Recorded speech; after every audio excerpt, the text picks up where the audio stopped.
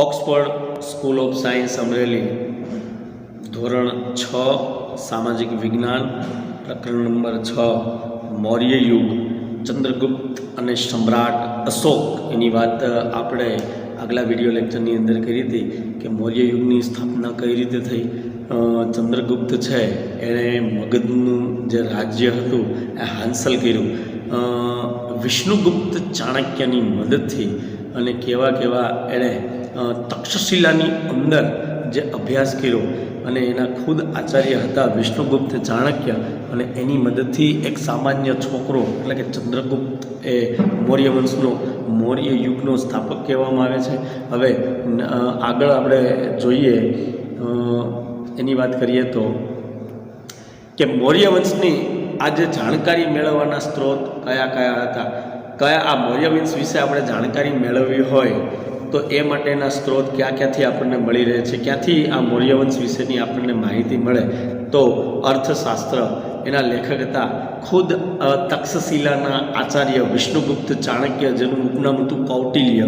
અર્થશાસ્ત્રની આ ગ્રંથ છે એની અંદર તમે અભ્યાસ કરશો તો મૌર્ય વંશની જાણકારી તમને મળશે. બીજું છે ઇન્ડિકા નામનો એક કૃતિ હતી, ગ્રંથ હતો, એના લેખક હતા મેગસ્થનીઝ.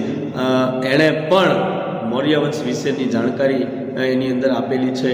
દીપવંશ અને મહાવંશ એટલે કે બૌદ્ધ ગ્રંથો, જે સિલોન એટલે કે શ્રીલંકાની અંદર, સિલોન એટલે શ્રીલંકા, આ ગ્રંથનો અભ્યાસ તમે કરશો તો એની અંદરથી પણ તમને મૌર્ય વંશ વિશે જાણવા મળશે. અને મુદ્રા રાક્ષસ નામનું જે નાટક હતું એના લેખક છે વિશાખદત્ત, એમણે પણ મૌર્ય વંશ વિશે માહિતી આપેલી છે.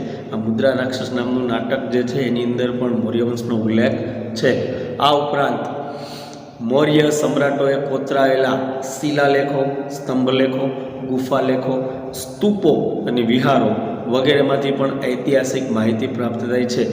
આ ગ્રંથ તમે અભ્યાસ કરશો તો તમને એના ઉપરથી ખ્યાલ આવશે, મૌર્ય વંશની જાણકારી મળશે. આ ઉપરાંત મૌર્યના વંશના જે સમ્રાટો હતા એમણે મોટી મોટી પથ્થરોને શિલાઓ ઉપર જે લેખો કોતરાવેલા છે, બીજા સ્તંભ લેખો છે, ત્રીજું ગુફા લેખો છે, સ્તૂપો અને વિહારો છે, એની અંદરથી પણ મૌર્યની વંશની ઐતિહાસિક માહિતી આપણને પ્રાપ્ત થાય છે. ત્યાર પછી આવે છે ગ્રાન્ડ ટ્રંક રોડ, એને GTR કહેવામાં આવે છે. જે રોડની વાત કરીએ તો કે એશિયા ખંડનો સૌથી જૂનો અને લાંબો આ મુખ્ય રોડ છે. આ રોડનું નિર્માણ સૌપ્રથમ ચંદ્રગુપ્ત મૌર્યના સમયમાં થયું હતું. વિદ્યાર્થી મિત્રો, આ જનરલ નોલેજ માટે પણ જાણવા જેવું છે કે એશિયા ખંડ એટલે આપણે એશિયા ખંડની અંદર જ રહીએ છીએ. આ એશિયા ખંડનો જે લાંબામાં લાંબો જે મુખ્ય રોડ છે એ કોના સમયમાં આ રોડનું નિર્માણ થયું હતું કે ચંદ્રગુપ્ત મૌર્ય જ્યારે રાજ કરતો હતો ત્યારે એના સમયમાં જ આ રોડનું ઉદ્ઘાટન થયું છે. તે તામ્ર લિપિ થઈ અને શિલા અને તક્ષશિલાથી મધ્ય એશિયાને જોડતો હતો. તે સમયે ગંગાના મેદાનથી ગાંધાર સુધી આ રોડ વિસ્તરેલો હતો, એટલે કે અફઘાનિસ્તાન, એટલે ગંગાના મેદાન એટલે ઉત્તરમાંથી વાત કરીએ તો ઠેઠ અફઘાનિસ્તાન સુધી આ રોડ વિસ્તરેલો હતો. શેરશાહ સૂરીએ પોતાના શાસનકાળમાં આ રોડનું પુનઃ નિર્માણ કરાવ્યું હતું, એટલે કે આ રોડ છે એનું ફરીને સુધારા વધારા સાથે નિર્માણ કરાવનાર કોણ હતા? શેરશાહ સૂરી. અંગ્રેજ શાસનકાળ દરમિયાન ડેલહાઉસીએ કોલકાતાથી પેશાવર સુધી આ રોડનું પુનઃ નિર્માણ કરાવ્યું હતું અને વર્તમાન સમયમાં આ રોડ દિલ્હીથી કોલકાતા સુધીના રાષ્ટ્રીય ધોરીમાર્ગથી ઓળખાય છે. એટલે કે મૌર્ય વંશના જે સમ્રાટ હતા ચંદ્રગુપ્ત મૌર્ય, એના સમયમાં સૌપ્રથમ શરૂઆત થઈ ત્યાં ગ્રાન્ડ ટ્રંક રોડની. ત્યાર પછી ગંગાના મેદાનથી ગાંધાર સુધી આ રોડ વિસ્તરેલો હતો. શેરશાહ સૂરી નામના જે બાદશાહ હતા એ શેરશાહ સૂરીએ જ્યારે પોતાનું શાસન દિલ્હીની અંદર હતું ત્યારે આ રોડનું એને ફરી નિર્માણ કરાવ્યું હતું. અને અંગ્રેજોના શાસનકાળની વાત કરીએ તો અંગ્રેજ શાસનકાળ દરમિયાન જ્યારે ગવર્નર ડેલહાઉસી જ્યારે આવ્યા હતા ભારતની અંદર, જ્યારે આવ્યા હતા ત્યારે એને કોલકાતાથી પેશાવર સુધી આ રોડનું ફરી નિર્માણ કરાવ્યું હતું. અને વર્તમાન સમય એટલે કે જ્યારે અત્યારે ભારત સરકાર છીએ, અત્યારની વાત કરીએ તો અત્યારે ભારત સરકારની હુકુમત છે, તો વર્તમાન સમયમાં આ રોડ દિલ્હીથી કલકત્તા સુધીના રાષ્ટ્રીય ધોરીમાર્ગ તરીકે ઓળખાય છે. સેકન્ડ નંબર હવે આવે છે બિંદુસાર, ઈસવીસન પૂર્વે 297 થી ઈસવીસન પૂર્વે 293. 73 અહીંયા હવે ચંદ્રગુપ્ત મૌર્યનો સમયગાળો પૂરો થાય છે. ચંદ્રગુપ્તનું અવસાન થાય છે. ચંદ્રગુપ્તના અવસાન બાદ એનો જ પુત્ર, એનો દીકરો બિંદુસાર મગધની ગાદી આવ્યો. પિતા ચંદ્રગુપ્ત તરફથી વારસામાં મળેલું વિશાળ સામ્રાજ્ય યથાવત ટકાવી રાખી તેની ભેટ પુત્ર અશોકને આપી એ જ બિંદુસારની મોટામાં મોટી સિદ્ધિ ગણાય. હવે આ ચંદ્રગુપ્ત મૌર્યએ જે વારસામાં જે મેળવ્યું હતું મગધની ગાદી, એણે વારસામાં કોને આપી છે? બિંદુસારને આપી છે. એટલે ચંદ્રગુપ્ત મૌર્યનો જે દીકરો હતો બિંદુસાર, એને ચંદ્રગુપ્ત મૌર્યનું સીધું રાજ્ય એના દીકરા જે હતા બિંદુસાર એને મળે છે. હવે પિતા ચંદ્રગુપ્ત તરફથી મગધની ગાદી બિંદુસારને વારસામાં મળે છે. અને વિશાળ સામ્રાજ્ય આ બિંદુસારે ટકાવી રાખ્યો. એટલે કે ચંદ્રગુપ્ત મૌર્યએ જે શાસનનો વિકાસ કર્યો હતો અને જે રાજ્યનો વિકાસ કર્યો હતો એ સામ્રાજ્ય આ બિંદુસારે યથાવત ટકાવી રાખી અને તેની ભેટ એના પુત્રનું નામ હતું સમ્રાટ અશોક, એને આપ્યું. અને એ બિંદુસારની ઇતિહાસ કરો એવું કહે છે કે બિંદુસારની મોટામાં મોટી આ સિદ્ધિ ગણી શકાય. બિંદુસારના શાસનકાળમાં રાજકુમાર સુસીમની તક્ષશિલાના અને રાજકુમાર અશોકની અવંતીના રાષ્ટ્રીય એટલે કે રાજ્યપાલ તરીકે નિમણૂક થઈ હતી.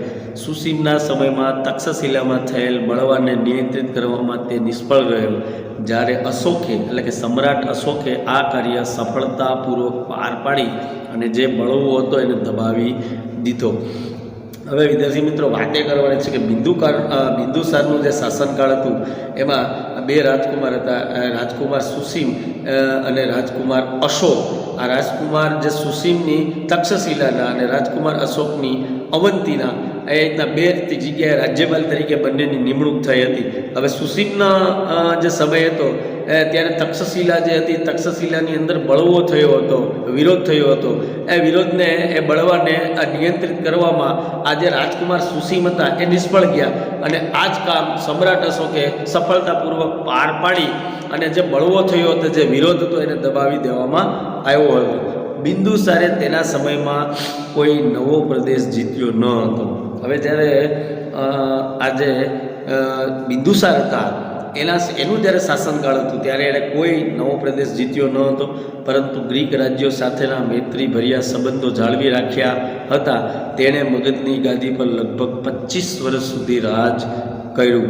એટલે કે જ્યારે બિંદુસાર હતા એણે વધારે શું કર્યું કે ગ્રીક રાજ્યો જે હતા એની સાથે મિત્રતાભર્યા સંબંધ રાખ્યા અને 25 વર્ષ સુધી એણે મગધની ગાદી પર પોતાનું શાસન ટકાવી રાખ્યું હતું. ત્યાર પછી ત્રીજા નંબરે આવે છે સમ્રાટ અશોક.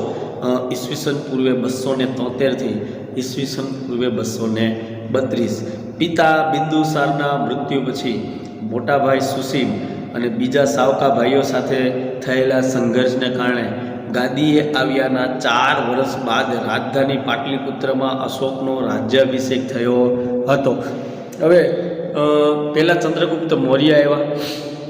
ચંદ્રગુપ્ત મૌર્યનો એક પુત્ર, એનું નામ બિંદુસાર. હવે આ બિંદુસાર પછી સુસીમ અને બીજા સાવકા ભાઈઓ હતા. આ સુસીમ અને બીજા સાવકા ભાઈઓ સાથે એમની વચ્ચે ઘણા સંઘર્ષ થયા, લડાઈ થઈ, ઝઘડા થયા. ગાદીએ આવ્યાના 4 વર્ષ બાદ જ જે રાજધાની હતી પાટલીપુત્ર, એમની રાજધાની, મગધની રાજધાની કઈ હતી? પાટલીપુત્ર. એ પાટલીપુત્રમાં હવે કોનો રાજ્યાભિષેક થાય છે? એટલે કે આ શાસન છે આ પાટલીપુત્રની મગધનું એ કોના હાથમાં આવે છે? સમ્રાટ અશોકના હાથમાં આવે છે. રાજ્ય અભિષેક થયા બાદ અશોકે પિતા તરફથી વારસામાં મળેલ રાજ્ય વિસ્તારમાં વધારો કર્યો. તેના શિલાલેખમાં, એટલે કે પથ્થરના ઉપર જે લેખ લખવામાં આવે છે ને શિલાલેખ કહેવામાં આવે છે, તેના શિલાલેખમાં જણાવ્યા મુજબ તેનું સામ્રાજ્ય વાયવ્ય સરહદે આવેલા કંદહાર અને પેશાવરથી ઉત્તર ભારતમાં નેપાળ સુધી અને દક્ષિણે મૈસૂર એટલે કે હાલનું જે કર્ણાટક રાજ્ય છે ત્યાંથી પશ્ચિમે ગુજરાત સૌરાષ્ટ્ર સુધી અને પૂર્વમાં મગધ એટલે કે હાલનું જે બિહાર છે, કલિંગ એટલે કે ઓડિશા એટલે કે ઓરિસ્સા સુધી ફેલાયેલું હતું. આ સમ્રાટ અશોકે આટલો પોતાનો રાજ્ય વિસ્તાર વધાર્યો હતો. આ વાત આપણને ક્યાંથી મળે છે? એણે પથ્થર ઉપર જે કોતરાવેલો લેખ છે એટલે કે શિલાલેખ છે એના ઉપર આ માહિતી લખવામાં આવી છે. એટલે કે કંદહાર અને પેશાવરથી ઉત્તર ભારતમાં ઠેઠ નેપાળ સુધી એટલે કે હિમાલય સુધી તમે વ્યા જાઓ અને આમ નેપાળ આ બાજુ જાય એ નેપાળ સુધી પોતાનો વિસ્તાર પોતાનો રાજ્ય વિસ્તાર વધારો તો દક્ષિણમાં કર્ણાટક રાજ્યની અંદર જાઓ તો દક્ષિણે મૈસૂર આવે કર્ણાટકની અંદર, ત્યાંથી તે પશ્ચિમ એટલે કે ગુજરાતની અંદર અને સૌરાષ્ટ્ર સુધી, અને ત્યાર પછી પૂર્વથી ચાલુ કરો તો કે પૂર્વમાં મગધ એટલે કે હાલનું જે બિહાર છે અને કલિંગ એ જે ઓરિસ્સાની અંદર આવેલું છે ત્યાં સુધી એનો રાજ્ય વિસ્તાર ફેલાયેલો હતો. કલિંગનું યુદ્ધ અને અશોકનું હૃદય પરિવર્તન. હવે અહીંયા કલિંગનું યુદ્ધ થયું અને સમ્રાટ અશોકનું હૃદય પરિવર્તન થયું. આ યુદ્ધથી સમ્રાટ અશોકે શસ્ત્રો મૂકી દીધા અને બૌદ્ધ ધર્મ એણે અપનાવ્યો અને હંમેશને માટે એણે લડાઈ ઝઘડાઈ મૂકી દીધા. બીજા રાજ્યો સાથે યુદ્ધ કરવાનું છોડી દીધું. એનું હૃદય પરિવર્તન થયું. એને જ્યારે યુદ્ધની અંદર જે લોકો મૃત્યુ પામ્યા હતા, કેટલી સ્ત્રીઓ વિધવા બની હતી, કેટલાય દીકરાઓ અને દીકરીઓ મા બાપ વગરના થઈ ગયા હતા, એ જ્યારે મેદાનમાં ફરતો હતો ત્યારે આ રોક અકળથી એનું હૃદય પરિવર્તન થયું. અશોકને એમ થયું કે આ મેં શું કરી નાખ્યું, માત્ર એક રાજ્ય માટે અને જમીનના ટુકડા માટે મેં કેટલા લોકોની હત્યા કરી નાખી. ત્યારથી એનું હૃદય પરિવર્તન થયું અને હંમેશને માટે શસ્ત્રો મૂકી દીધા. ત્યાર પછી યુદ્ધ અને લડાઈ ઝઘડા છોડી દીધા. એની વાત આપણે આ ટોપિકની અંદર કરવાની છે. એટલે વિદ્યાર્થીઓ, ઇતિહાસની અંદર આ યુદ્ધ ખૂબ મહત્ત્વનું ગણાય છે. જ્યારે જ્યારે કલિંગના યુદ્ધની વાત આવે ત્યારે ત્યારે સમ્રાટ અશોકના હૃદય પરિવર્તનની વાત યાદ આવે. મગધની પડોશમાં આવેલ કલિંગ એટલે કે ઓરિસ્સા રાજ્યની અંદર આવેલું છે આ કલિંગ. નંદ રાજાઓના સમયમાં મગધ સામ્રાજ્યનો જ એક ભાગ હતો, પરંતુ મૌર્ય શાસનની સ્થાપના સમયે તે સ્વતંત્ર થઈ ગયેલું.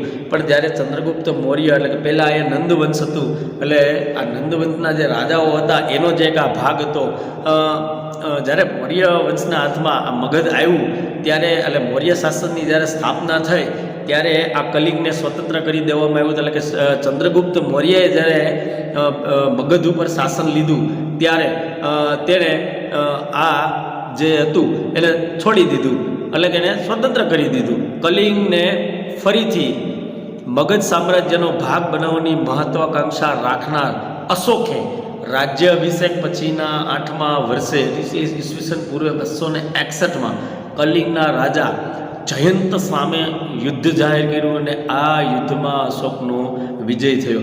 હવે એના જે દાદા હતા ચંદ્રગુપ્ત મૌર્ય, એણે જ્યારે મગધ ઉપર શાસન સ્થાપ્યું ત્યારે એણે કલિંગને સ્વતંત્ર કરી દીધું. પણ જ્યારે સમ્રાટ અશોક ફરીને આ ગાદી ઉપર આવ્યો ત્યારે એણે મહત્વાકાંક્ષા રાખી હતી, એટલે મોટામાં મોટી ઈચ્છા રાખી હતી કે કલિંગને હું એક વખત જીતી લઈશ. એટલે જ્યારે સમ્રાટ અશોકનો રાજ્ય અભિષેક થયો ત્યાર પછી 8 વર્ષ પછી એનો વિચાર આવ્યો કે કલિંગને હું મારા મગજ સાથે જોડી દઈશ. એટલે ઈસવીસન પૂર્વે 261ની વાત છે.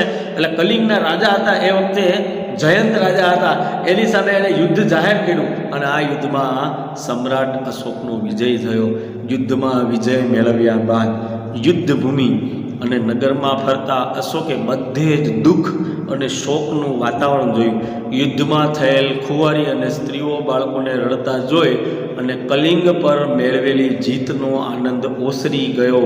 એણે જે જીત મેળવી હતી એનો આનંદ એક બાજુ હતો, પણ જ્યારે કલિંગની અંદર એણે જીત હાંસલ કરી અને વિજય મેળવ્યો ત્યારબાદ યુદ્ધભૂમિમાં એણે આંટો માર્યો અને કલિંગના નગરમાં અશોક જ્યારે ફરતો હતો ત્યારે બધી બાજુ દુઃખ હતા, શોક હતા, લોકો રડતા હતા.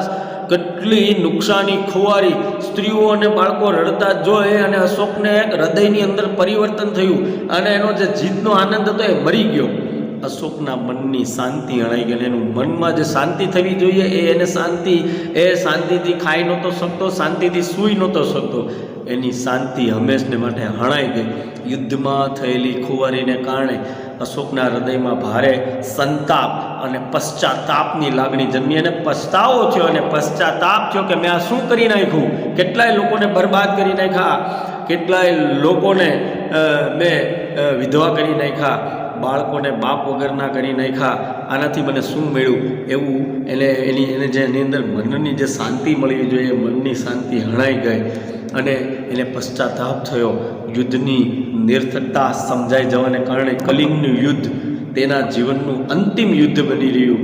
બૌદ્ધ સાધુ જે ઉપગુપ્ત હતા, એટલે કે બૌદ્ધ ધર્મના એક સાધુ હતા, એનું નામ છે ઉપગુપ્ત. ઉપગુપ્તના ઉપદેશથી તેણે શસ્ત્રોનો ત્યાગ કરી અને શાસ્ત્રોનું શરણ લીધું. બૌદ્ધ ધર્મ અંગીકાર કરી અશોક રાજદ્વારી પુરુષમાંથી ધર્માનુરાગી અશોક બની ગયો હતો. એટલે કે હવે એક રાજામાંથી એ એક ધર્મનો રાગી બની ગયો અને ધર્મને અપનાવી લીધો અને એણે હંમેશને માટે શસ્ત્રોનો ત્યાગ કરી દીધો. અને આ કલિંગનું યુદ્ધ એ સમ્રાટ અશોકનું અંતિમ યુદ્ધ ગણાય છે ઇતિહાસની અંદર. અને બૌદ્ધ સાધુ હતા ઉપગુપ્ત, એણે સમ્રાટ અશોકને ઉપદેશ આપ્યો અને એણે શસ્ત્રોનો ત્યાગ કરવાની વાત કરી અને શાસ્ત્રોને શરણે લેવાની વાત કરી કે તમે શસ્ત્રોને છોડી દો અને શાસ્ત્રોને અપનાવો. એટલે સમ્રાટ અશોકે એ જ કર્યું. એણે કલિંગના યુદ્ધ બાદ શસ્ત્રોનો ત્યાગ કરી દીધો અને શાસ્ત્રોનું શરણું લઈ લીધું અને બૌદ્ધ ધર્મ એણે સ્વીકાર્યો. અને ત્યારબાદ સમ્રાટ અશોક પહેલો એવો શાસક હતો જેણે શિલાલેખો દ્વારા પોતાનો સંદેશ પ્રજા સુધી પહોંચાડવાનો પ્રયત્ન કર્યો. અશોકના મોટા ભાગના અભિલેખોની ભાષા પ્રાકૃત અને લિપિ બ્રાહ્મી છે. એટલે કે અશોક જ એવો પહેલો એવો શાસક હતો મૌર્ય વંશની અંદર કે જેણે શિલાલેખો પર એટલે કે પથ્થર ઉપર લેખ લખાવી અને પોતાનો જે સંદેશ હતો એ પ્રજા સુધી પહોંચાડવાના પ્રયત્ન કર્યા હતા. અને અશોક હતા એ અશોકના મોટા ભાગના અભિલેખો છે એ કઈ ભાષામાં હતા? પ્રાકૃત અને બ્રાહ્મી લિપિની અંદર જોવા મળે છે. ત્યાર પછીનો જે મુદ્દો છે એ આપણે જોઈએ. બ્રાહ્મી લિપિ આધુનિક ભારતની મોટા ભાગની લિપિઓ બ્રાહ્મણ લિપિમાંથી જ વિકસી છે. અહીં તમે અ અક્ષર જુદી જુદી લિપિઓમાં જોઈ શકો છો. પ્રારંભિકની અંદર બ્રાહ્મી લિપિમાં આ રીતે લખવામાં આવ્યું. ત્યાર પછી દેવનાગરી એટલે હિન્દી એની અંદર અ આવી રીતના લખવામાં આવ્યું. ત્યાર પછી બાંગ્લા એની અંદર અ આવી રીતના લખવામાં આવતો હતો. ત્યાર પછી છે મલયાલમ એમાં અ આવી રીતના લખવામાં આવતો હતો. ત્યાર પછી છે તામિલ એ તમિલની અંદર અ છે એ આવી રીતના લખવામાં આવતો. ચિત્રની અંદર તમે આ જે લિપિ બતાવવામાં આવી છે એ અ અક્ષર નામની લિપિ છે. કલિંગના યુદ્ધનું વર્ણન કરતો અશોકનો શિલાલેખ. કલિંગનું યુદ્ધનું વર્ણન કરતા અશોકે પોતાના કલિંગના શિલાલેખમાં લખાવ્યું છે કે રાજા બન્યાના 8 વર્ષ પછી મેં કલિંગ પર વિજય મેળવ્યો. જો આ શિલાલેખ ઉપર જ આ લખાણ લખવામાં આવ્યું છે. લગભગ 1.5 લાખ લોકો કેદ કરવામાં આવ્યા હતા. 1 લાખથી વધુ લોકો માર્યા ગયા. એનાથી મને અપાર દુઃખ થયું છે. જે લોકો પોતાના સગા સંબંધીઓ અને મિત્રોને ખૂબ ચાહે છે તથા પોતાના દાસો અને મૃતકો પ્રત્યે દયાવાન હોય છે તે પણ યુદ્ધમાં માર્યા જાય છે અથવા પોતાના સ્નેહીજનોને ખોઈ બેસે છે. તેનાથી મને પશ્ચાતાપ થઈ રહ્યો છે એટલે કે પસ્તાવો થઈ રહ્યો છે. હવે મેં ધમ્મ પાલન કરવાનો એટલે કે બૌદ્ધ ધર્મ પાલન કરવાનો અને અન્ય લોકોને તેના ઉપદેશ આપવાનો નિશ્ચય કર્યો છે. એટલે કે જે એક દિવસ મેં શસ્ત્રો ઉપાડ્યા હતા એ શસ્ત્રોનો હું ત્યાગ કરું છું અને આજથી હું બૌદ્ધ ધર્મના શાસ્ત્રોને અપનાવું છું અને લોકોને વધારેમાં વધારે ઉપદેશ આપવાનો નિશ્ચય કરું છું. હું માનું છું કે ધમ્મના માધ્યમથી લોકોના દિલ જીતવા એ જબરદસ્તીથી વિજય મેળવવા કરતાં વધારે સારું છે. હું આ અભિલેખ ભવિષ્ય માટે એક સંદેશરૂપ કોતરાવી રહ્યો છું કે મારા પછી મારા પુત્રો અને પૌત્રો પણ યુદ્ધ ન કરે. ધમ્મનો ફેલાવો કેવી રીતે કરી શકાય તે અંગે તેમણે વિચારવું જોઈએ. આ રીતે એને પથ્થરના શિલાલેખની અંદર પોતે જે પસ્તાવો થયો હતો એને એણે લખાવીને કોતરાવીને પ્રજા સુધીને આપણા સુધી પહોંચાડ્યું છે અને બૌદ્ધ ધર્મનો એણે અંગીકાર કર્યો છે. હવે પછીનો જે મુદ્દો છે એ વિદ્યાર્થીઓ આપણે નેક્સ્ટ વિડીયોની અંદર જોશું.